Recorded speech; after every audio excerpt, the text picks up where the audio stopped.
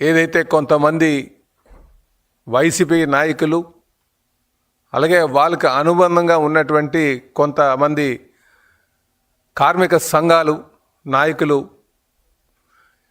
Steel plant privatise అయిపోతుందని దుష్ప్రచారం చేస్తున్నారో అందులో ఎటువంటి వాస్తవం లేదు.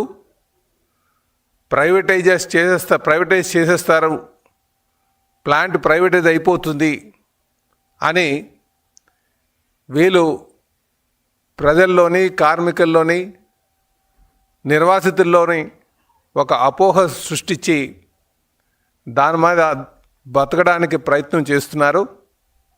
కనుక మరి మీడియా ద్వారా అటు నిర్వాసితులకు కానీ, కార్మికులకు కానీ, అలాగే అక్కడ విశాఖపట్నంలో ఉన్నటువంటి ప్రజలకు కానీ, ఎవరైతే విశాఖ ఉక్కు ఆంధ్రుల హక్కు అనే